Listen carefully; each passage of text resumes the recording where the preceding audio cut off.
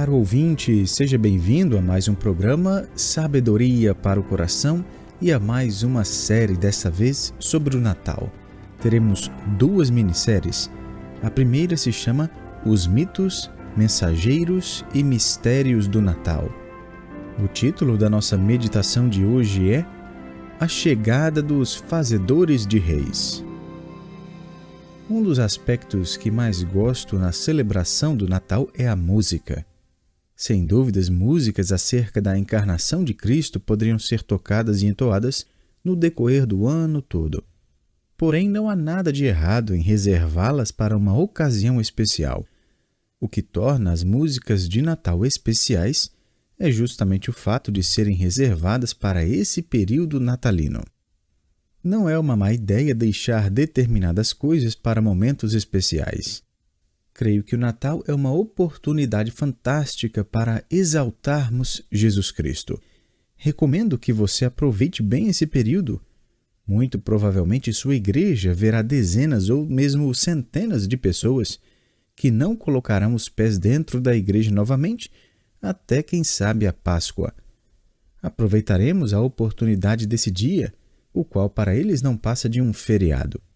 Muitos curiosos visitam as igrejas nesse período religioso. É hora de mostrar para essas pessoas o significado eterno por trás desses símbolos. Por isso, eu sugiro que você e sua igreja escolham bem as músicas e proclamem uma mensagem tão clara que todos saibam bem o que sua igreja celebra e por que também deveriam celebrar a mensagem do Natal. Vamos nos certificar de que separamos bem os mitos da mensagem. E de fato existem vários mitos, até mesmo dentro da igreja, concernente ao que chamamos de a história do Natal. Muita substância se perde nessa época por causa da mensagem diluída e também trivializada que é passada para a igreja como se fosse verdadeira. A história do Natal é uma cena até um tanto violenta. Ela é composta por circunstâncias solitárias e desesperadoras que conduzem o leitor numa espécie de montanha-russa de emoções. A narrativa começa com intriga e termina com assassinato. Por isso, meu amigo, eu quero redescobrir essa cena de Natal com você com 3 mensagens que focam no tema Os Mitos, Mensageiros e Mistérios do Natal. Vamos começar com Os Mensageiros do Natal. Chamo sua atenção para o Evangelho de Mateus e para um dos personagens mais mitológicos que geralmente aparecem em cenários de Natal. Trata-se dos supostos Reis Magos. Observaremos várias cenas hoje a partir de Mateus 2. A primeira cena que veremos é a da chegada dos magos. Leia Mateus 2, verso 1 ao 3. Tendo Jesus nascido em Belém da Judéia, em dias do rei Herodes, eis que vieram uns magos do Oriente a Jerusalém, e perguntavam, onde está o recém-nascido rei dos judeus?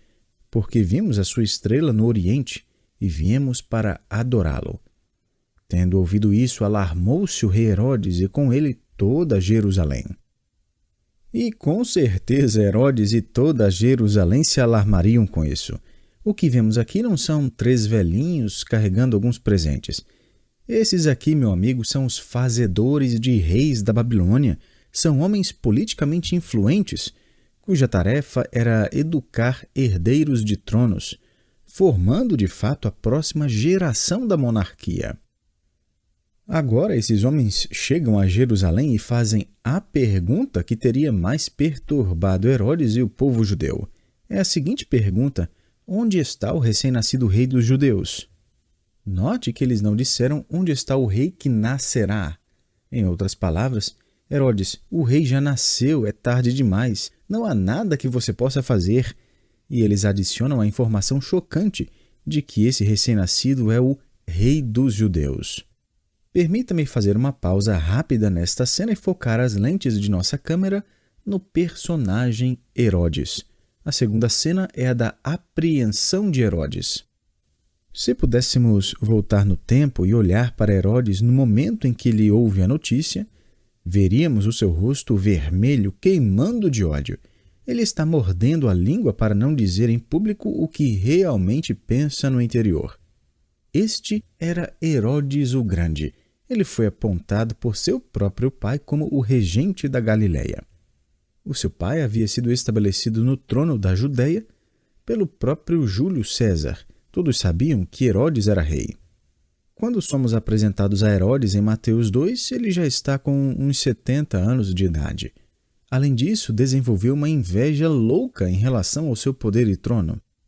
Uma das 10 esposas de Herodes, Miriamne, tinha um irmão chamado Aristóbulo, que era um sumo sacerdote judeu. Herodes ficou tão temeroso diante da popularidade de Aristóbulo que mandou que o matassem afogado. Depois ele financiou um suntuoso funeral, no qual chorou, fingindo estar de luto. Em seguida, Herodes matou Miriamne e a mãe dela. Nos seus 2 últimos anos de vida, a paranoia de Herodes se agravou a tal ponto que ele assassinou seus 2 filhos mais velhos. 5 dias antes de sua morte, ele matou o 3º filho, decidido que não teria rival algum ao trono. O historiador judeu do século I, Flávio Joséfo, escreveu o seguinte sobre Herodes e seu governo.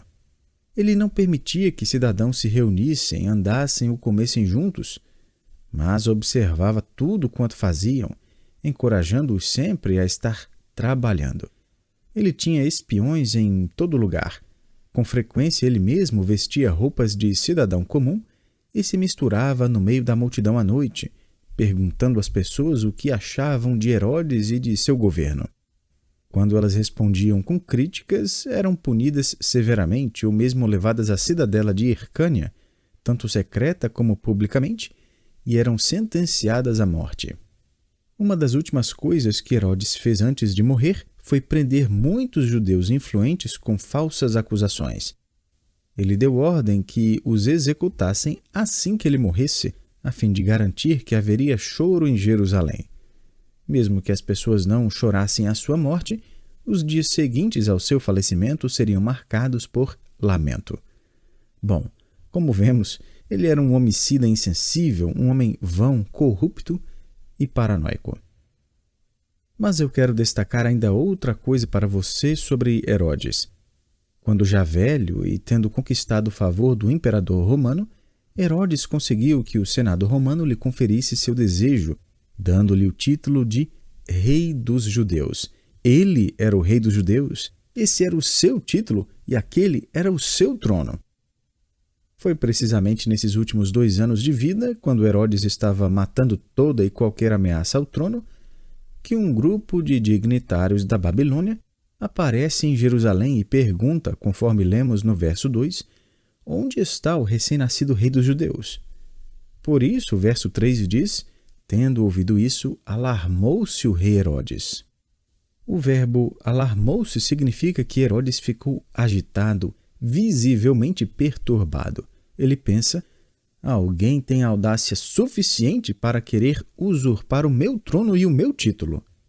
A verdade, meu amigo, é que nosso mundo está cheio de Herodes, não é?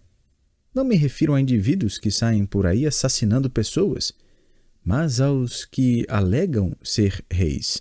Somente eles se sentarão no trono de suas vidas e corações. Ninguém tem o direito de interferir em sua carreira profissional, sua posição, seu poder, suas ambições, seus planos e seu estilo de vida. Eles jamais permitirão que outro seja rei sobre suas vidas. Sugiro que você faça o seguinte. Em suas conversas com descrentes, diga-lhes que Jesus Cristo tem o direito de ser seu mestre e rei. Em seguida, observe a reação. Com bastante frequência, as pessoas ficam agitadas e perturbadas com essa ideia. Diga-lhes que precisam se prostrar e se render ao reino de Jesus Cristo e veja como ficarão vermelhas em furor, mordendo a língua para não dizer o que realmente pensam sobre esse tal de Jesus. Quem sabe algumas até dirão o que pensam.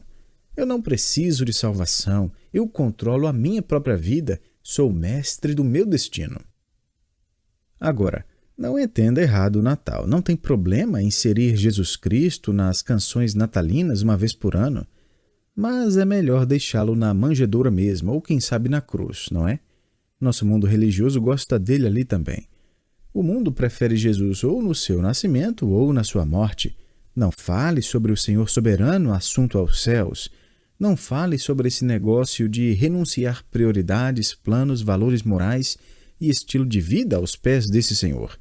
Se fizer essas coisas, estragará o espírito natalino. Meu amigo, nesta época de fim de ano, o mundo dirá mais uma vez: Jesus é bom na festa do Natal, mas prefiro deixá-lo de fora da minha festa do Réveillon. Vamos deixá-lo lá na manjedoura mesmo, tá bom? Herodes pensava da mesma forma. Ele acabou de descobrir seu maior pesadelo. Alguém está reivindicando o seu título de rei dos judeus. O problema se agrava ainda mais porque não são homens quaisquer que proclamam a notícia. Volte ao verso 1. Eis que vieram uns magos do Oriente. O termo grego para magos é magoi. É dessa palavra que derivamos termos como mágica, mágico e magistrado. Além disso, o verso nos informa de que esses homens vieram do Oriente ou da estrela nascente, que é uma referência ao nascer do sol. Isso significa que eram provenientes dos reinos da Média e Pérsia. O historiador grego Heródoto revela que esses homens pertenciam a uma classe especial, sendo altamente educados nas artes e ciências. Eram os sumos sacerdotes, professores universitários e políticos influentes, todas essas coisas de uma vez só. Esses homens eram os líderes da religião persa, a qual era bastante vibrante na época em que Jesus nasceu. Trata-se do zoroastrismo. Sacerdotes vestiam mantos brancos e chapéus longos. O elemento principal em sua adoração era o fogo. Os zoroastristas mantinham um fogo sempre aceso sobre o seu altar, porque criam que aquele fogo havia sido lhes dado pelo próprio céu. Eles praticavam sacrifícios de animais e criam na existência de somente um Deus, chamado Mazda. Historiadores também contam que nenhum persa se tornava rei sem antes compreender devidamente as disciplinas religiosas e científicas dos magos. Somente então o herdeiro do trono seria aprovado e coroado pelos próprios magos. Esses magos então eram famosos por serem os fazedores de reis, e Herodes sabe muito bem disso. Na verdade, os habitantes de Jerusalém também sabem disso, por isso ficam perturbados, mas por outro motivo. O evangelista Mateus, a propósito, não nos diz quantos magos chegaram. A tradição da igreja primitiva afirmava que foram 12, mas o número acabou sendo reduzido a 3, talvez porque é difícil colocar 12 magos numa apresentação de Natal. Na Idade Média, o número dos magos foi reduzido, mas muitas tradições e mitos multiplicados. A igreja começou a dizer que os 3 magos se chamavam Caspar, Melquior e Baltazar, representantes dos filhos de Noé. Supostamente, seus crânios foram preservados e o bispo de Cologne, na Alemanha, os descobriu no século XII. A grande catedral de Colônia ainda exibe esses crânios, que ficam guardados dentro de uma caixa de vidro adornada com pedras preciosas. A despeito desses mitos, o próprio texto das Escrituras nos leva a fazer algumas perguntas óbvias. Por exemplo, por que viajar da região da Pérsia, atual Irã, até Jerusalém, uma viagem que levava em torno de 1 ano? Além disso, o texto deixa implícito que os magos achavam que, quando chegassem a Jerusalém, os habitantes saberiam automaticamente onde o Messias morava. E por que eles achariam isso? Também por que eles estiveram dispostos a chegar pela porta de entrada de Jerusalém e sair pela porta dos fundos em obscuridade. Mais importante do que tudo isso, por que esses magos do Oriente se interessariam em um Messias judeu? A fim de responder essas perguntas, precisamos voltar alguns séculos na história para a época em que os judeus foram levados cativos para o Oriente, a Babilônia. Entre os deportados estavam vários adolescentes judeus que foram entregues aos magos para serem treinados na universidade. Sabemos os nomes de pelo menos 4, Daniel, Sadraque, Mesaque e Abednego. Especialmente Daniel afetou tão profundamente o rei Nabucodonosor que acabou sendo promovido. Daniel se tornou o chefe de todos os magos no reino da Babilônia, Daniel 2,48. Ele era tão respeitado e influente que o rei persa Dario manteve Daniel em sua posição de liderança, depois que conquistou a Babilônia. Talvez você se recorde que outros políticos persas elaboraram um estratagema para eliminar Daniel ao lançarem-no na cova dos leões. É importante destacar que os magos não fizeram parte desse plano. Evidentemente, eles respeitavam tremendamente Daniel. Os 70 anos de influência piedosa pela vida e ensino de Daniel acabaram conduzindo 2 reis à fé no Deus de Israel, além de muitos magos também. No entanto, como os magos, vivendo centenas de anos após Daniel, foram impelidos por uma estrela a sair de encontro com esse Messias prometido? O que eles quiseram dizer com a explicação no verso 2? Porque vimos a sua estrela no Oriente e viemos para adorá-lo. Primeiramente, o texto revela que esses magos que viajaram para Jerusalém já possuíam fé no Deus verdadeiro e estavam prontos para adorar o Salvador. Eles já criam nas Escrituras e sabiam que o Messias havia nascido. De fato, assim que teve a oportunidade, Herodes, convocando todos os principais sacerdotes e escribas do povo, indagava deles onde o Cristo deveria nascer. Mateus 2,4. Os magos chegaram e disseram a Herodes: Herodes, estamos aqui para adorar o Cristo, o Messias. Aqui estão eles, descendentes dos magos convertidos de Daniel, impelidos a embarcar numa jornada que duraria mais de 1 ano para completar. Sem dúvidas, eles estavam numa enorme caravana, com servos para cozinhar e cuidar também dos rebanhos que levaram a fim de lhes servir de alimento durante a viagem. Além disso, haveria uma grande divisão de soldados que protegeriam os magos enquanto atravessavam territórios estrangeiros. Os soldados também protegeriam os presentes caríssimos que os magos levavam consigo. Portanto, meu amigo, peço que você apague de sua mente aquela imagem tradicional de 3 hominhos idosos chegando com 3 jarrinhos contendo presentes. Esses magos eram dignitários persas renomados por seu poder e prerrogativas. Eles também faziam parte de uma longa linhagem de gentios salvos que voltava até Daniel, o líder dos magos do Oriente. Agora, ainda existe a seguinte pergunta: por que uma manifestação astral impeliria esses magos a embarcarem numa jornada a Jerusalém? Como eles teriam associado a estrela ao nascimento do Messias? Evidentemente, Daniel teve à sua disposição uma cópia da Torá, a lei de Moisés. Daniel, bem como outros judeus piedosos vivendo no cativeiro babilônio, ensinaram aos magos as verdades sobre a vinda do Messias. Imagino que Daniel explicou uma passagem em particular para os seus colegas magos. Ela se encontra em Números 24, versos 16 e 17. Palavra daquele que ouve os ditos de Deus e sabe a ciência do Altíssimo, daquele que tem a visão do Todo-Poderoso e prostra-se, porém de olhos abertos. Vê-lo-ei, mas não agora. Contemplá-lo-ei, mas não de perto. Uma estrela procederá de Jacó. De Israel subirá um cetro que ferirá as têmporas de Moabe e destruirá todos os filhos de Sete. Nessa passagem do Antigo Testamento, o Messias é chamado de estrela. Quem sabe Daniel lhes ensinou também a profecia de Isaías 60, versos 1 a 3. Dispõe-te, resplandece, porque vem a tua luz, e a glória do Senhor nasce sobre ti, porque eis que as trevas cobrem a terra, e a escuridão os povos, mas sobre ti aparece resplendente o Senhor, e a sua glória se vê sobre ti. As nações se encaminham para a tua luz, e os reis para o resplendor que te nasceu. Encontramos aqui a mesma ideia de uma estrela que nasce em brilho.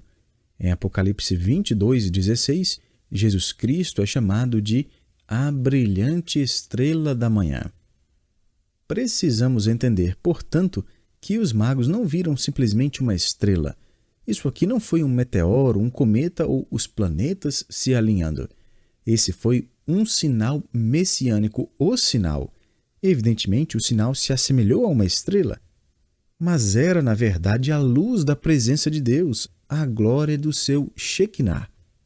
E, de fato, o termo grego para estrela, aster, pode ser entendido como brilho ou esplendor.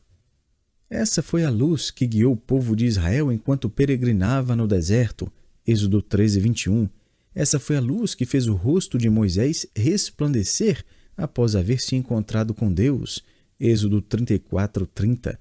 Esse foi o brilho celestial do Cristo ressurreto que cegou Saulo de Tarso. Atos 9, 3. Essa foi a luz que o apóstolo João viu quando contemplou a face de Cristo, brilhando como o sol. Apocalipse 1,16. Foi essa luz que apareceu para esses magos. De outra sorte, como explicar o fato de ela aparentemente ter sumido depois que eles chegaram a Jerusalém? E como explicar o fato de a luz de repente aparecer novamente depois que eles deixam o palácio de Herodes? E como explicar o fato de essa luz se encontrar precisamente sobre a casa na qual o menino Jesus morava?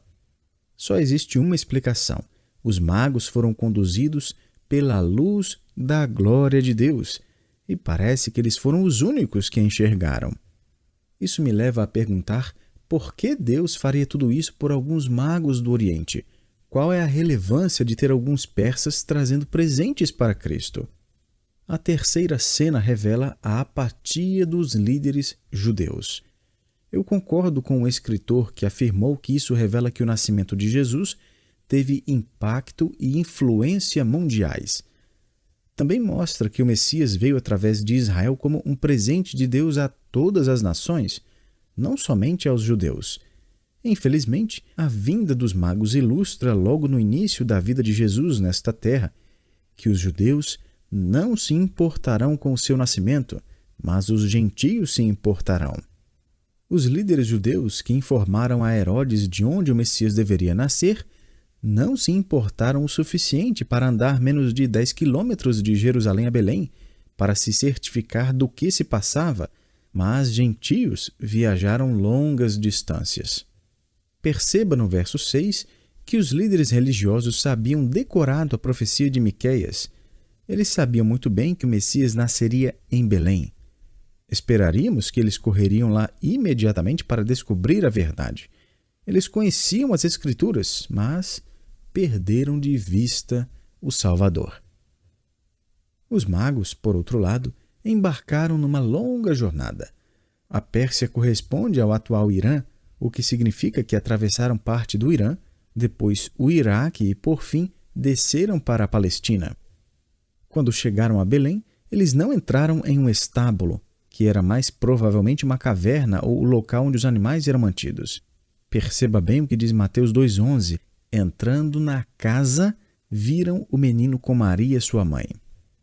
Veja só, eles não entram num estábulo, mas em uma casa. Além disso, eles veem o menino. O termo grego utilizado não é brephos, que significa bebê, mas paidion, que se refere a uma criança pequena. Tudo indica, portanto, que quando os magos chegaram a Belém, o menino Jesus tinha entre 1 e 2 anos de idade. A última cena que quero ver com você hoje é a da adoração de Jesus Cristo. Veja o verso 11. Entrando na casa, viram o menino com Maria, sua mãe. Prostrando-se, o adoraram, e abrindo seus tesouros, entregaram-lhe suas ofertas, ouro, incenso e mirra. Os magos se prostram diante do menino. Como era costume da época, beijam seus pés e até mesmo o chão. Você consegue imaginar isso? O pequeno Jesus, provavelmente agarrando a barra da saia da sua mãe e com os olhos arregalados, recebe a adoração dos magos fazedores de rei de um reino gentio. Esses fazedores de reis trouxeram presentes para Jesus. Eles lhe deram ouro, um presente apropriado a reis. Eles deram ouro ao herdeiro do trono de Davi. Também lhe deram incenso, feito a partir da goma ou cera da árvore boswellia. O incenso era usado pelos sacerdotes do Antigo Testamento como parte do seu serviço sacerdotal. Eles deram incenso ao sumo sacerdote, o qual intercede em nosso favor. Por fim, os magos deram a Jesus o mais estranho de todos os presentes, mirra. A mirra é um perfume adocicado feito a partir de um arbusto espinhoso. A cera produzida pela seiva era misturada com vinho para formar uma espécie de narcótico.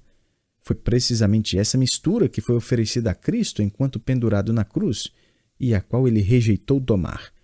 A mirra também era uma substância comumente utilizada para embalsamar corpos. Então os magos deram mirra àquele que usaria uma coroa de espinhos, que sofreria na cruz e cujo corpo seria sim embalsamado. Os magos deram 3 presentes: ouro para o Rei dos Reis, incenso para o nosso grande sumo sacerdote e mirra para o nosso Salvador sofredor, que redimirá a humanidade de cada nação no planeta. Nesses versos encontramos 3 reações do mundo à mensagem do Natal. Do século I ao XXI, a cultura mudou bastante, não é? Mas as reações permanecem as mesmas. Alguns respondem com ira, como Herodes, ou apatia, como os líderes judeus, e outros ainda com adoração, como aqueles que o adoraram como seu novo Messias. Existem aqueles que o odeiam e o ignoram, e existem aqueles que se lançam de joelhos ao chão e o adoram, aquele que é Cristo, o Senhor. Que Deus o abençoe, meu querido, e espero você para o nosso próximo estudo de Natal. Até lá!